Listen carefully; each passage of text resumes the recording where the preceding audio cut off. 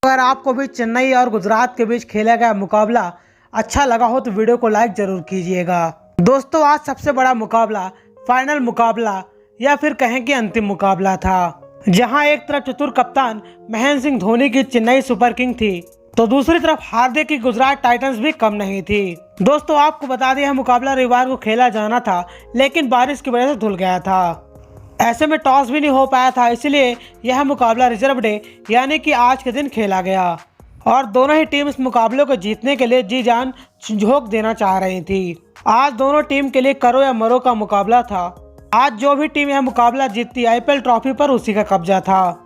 ऐसे में आज का मुकाबला सांस रोक देने वाला तो होने वाला था। दोस्तों, आपको बता दें, आज के मुकाबले के लिए दोनों टीम के कप्तानों ने अपने टीम में कोई भी बड़ा बदलाव नहीं किया था। वहीं दोस्तों, जब टॉस की बाजी आई, चेन्नई के कप्तान महेंद्र सिंह धोनी ने टॉस जीतकर पहले गेंदबाजी करने का फैसला लिया ताकि गुजरात टाइटंस को कम स्कोर पर रोककर लक्ष्य को आसानी से बनाया जा सके। लेकिन अब यहां से देखना दिलचस्प था कि टॉस हारकर गुजरात के बल्लेबाज कितना बड़ा स्कोर बना सकते हैं। और वहीं जब गुजरात की टीम बल्लेबाजी करने आई तो हर बार की तरह सुमन गिल के साथ रिद्धिमान साहा पारी की शुरुआत करने आए ताकि इस फाइनल मुकाबले में अपनी टीम को शानदार शुरुआत दिला सकें। और वहीं चेन्नई की तरफ से दीपक चहर पहला ओवर लेकर आए। दीपक चहर ने शानदार गेंदबाजी करते हुए पहले ओवर में 4 रन दिए, लेकिन दूसरा ओवर लेकर तुषार देशपांडे आए तो उनके चौथी गेंद पर गिल ने 60 खेला जो सीधे दीपक चहर के हाथों पर गया। जी हाँ, दीपक चहर के हाथों में गेंद आ गई थी, लेकिन उनके हाथों से छिटक गई। तब सुमन गिल 4 रन बनाकर बल्लेबाजी कर रहे थे।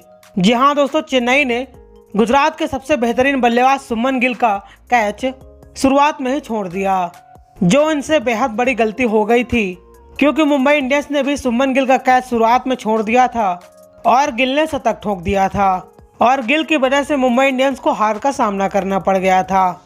गिल का कैच छोड़कर चेन्नई को काफी महंगा पड़ने वाला था और हुआ भी ऐसा ही। और इसके बाद सुमन गिल और रिद्धिमान साहा ने चेन्नई के गेंदबाजों की जमकर कुटाई की और सिर्फ 6 ओवर में या फिर पावर प्ले में अपने टीम के स्कोर को 62 रनों तक पहुंचा दिया। दोस्तों, गुजरात की टीम ने पावर प्ले में जमकर फायदा उठाया और पावर प्ले को पूरी तरह से अपने नाम कर लिया। गुजरात को जैसे शुरुआत की जरूरत थी उसे मिल गई थी। साहा और गिल की जोड़ी एक बार फिर से चेन्नई के लिए घातक साबित हो रही थी। खासकर गिल इस बड़े मुकाबले में शानदार लय में नजर आ रहे थे और पावर प्ले में धोनी के हर गेंदबाज की जमकर धुनाई कर चुके थे और शांत रहने वाले धोनी पर दबाव बना चुके थे। लेकिन धोनी मैच को पलटना जानते हैं और आसानी से हार नहीं मानने वाले धोनी पावर प्ले के खत्म होते ही रविंद्र जडेजा को गेंदबाजी कर लेकर आ गए और इस ओवर में गिल नाम की बड़ी मछली का किस्सा ही समाप्त कर दिया और जडेजा की आखिरी गेंद पर धोनी ने गिल की गिल्लियां ही उड़ाकर रख दी और उन्हें पवेलियन भेज दिया। गिल जब अब तक अपना पैर वापस लाते तो धोनी ने इनकी गिल्ली उड़ा दी और गुजरात को बड़ा झटका दिया। गिल ने आज शुरुआत अच्छी की, लेकिन अब स्कोर को बड़ा नहीं कर पाए और 20 गेंदों में 39 रन बनाए और गिल के आउट होते ही चेन्नई ने गुजरात पर लगाम लगाने में कामयाब हो गई। साहा और साई की जोड़ी उस गति से रन नहीं बना पा रहे थे जिस गति से गिल बना रहे थे। ऐसे में गिल का जल्दी आउट होना गुजरात के लिए बड़ा झटका था, जहां गिल के रहते हुए गुजरात ने 6 ओवर में 62 रन बना लिए थे और अगले 38 रन बनाने के लिए साहा और साई को 30 गेंद लग गए और गुजरात 100 का आंकड़ा 12वें ओवर में पार कर पाई।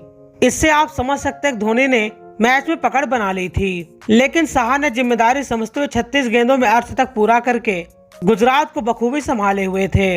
हालांकि वह अर्धशतक को शतक में बदल नहीं पाए और 14वें ओवर की अंतिम गेंद पर दीपक चहर ने साहा को धोनी के हाथों कैच करवाकर उनकी पारी का अंत कर दिया। साहा ने 39 गेंदों में 54 रन बनाए और जाने से पहले सुदर्शन के साथ 64 रनों की साझेदारी करके 14 ओवर में अपनी टीम को 131 रनों तक पहुंचा दिया। यहां से अच्छी बात थी कि साहा के जाने के बाद सुदर्शन ने मोर्चा संभाल लिया और ताबड़तोड़ पारी खेलनी शुरू कर दी। लेकिन धोनी के लिए बुरी खबर थी, क्योंकि तुरु बुक्का कहे जाने वाले पथिराना को सुदर्शन ने जमकर पिटाई कर दी, जिससे धोनी की चिंता बढ़ गई थी, क्योंकि सुदर्शन ने 32 गेंदों में अर्धशतक पूरा कर लिया और उसके बाद 17वां ओवर लेकर आए तुषार देशपांडे को रिमांड में लेते हुए 4 गेंदों में बाउंड्री जड़ डाले, जहां पहले गेंद को छक्का भेज दिया और अगली 3 गेंदों पर चौका जड़ दिया। और ओवर से 20 रन बटोर डाले और इसी के साथ गुजरात का स्कोर 17 ओवर में 173 तक पहुंच गया।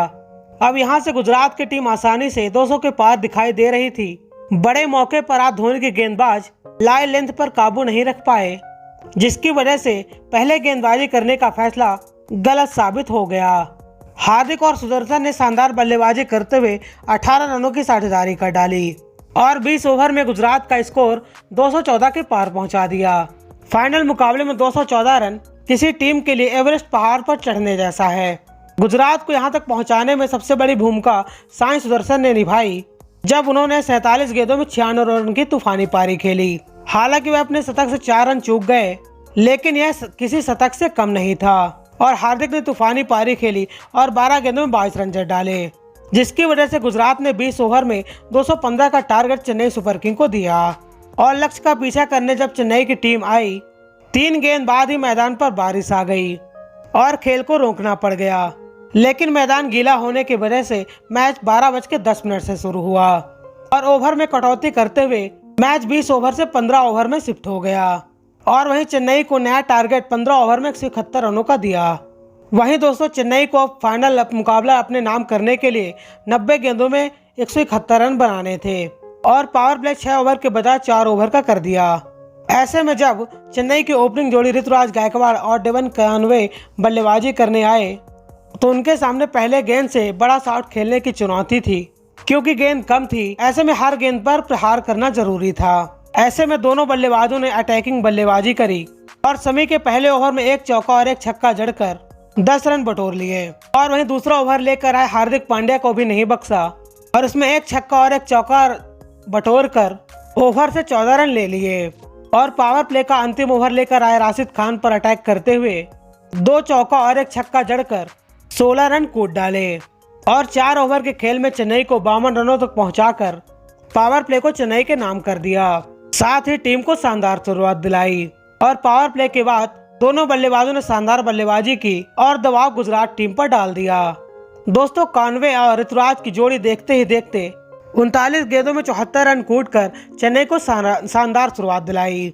अब लग रहा था चेन्नई आसानी से जीत की दहलीज पर पहुंच जाएगी। तभी 7वें ओवर में मैच अचानक से पलट गया, जब 7वें ओवर में अफगानी गेंदबाज नूर अहमद ने दोनों बल्लेबाजों को आउट करके चेन्नई के खेमे में खलबली मचा दी। गायकवाड़ को कैच आउट करवाकर चेन्नई को पहला झटका दिया और वहीं अंतिम गेंद पर कॉनवे को बाउंड्री किनारे कैच करवाकर 78 रनों पर दूसरे ओपनर को भी पवेलियन भेज दिया।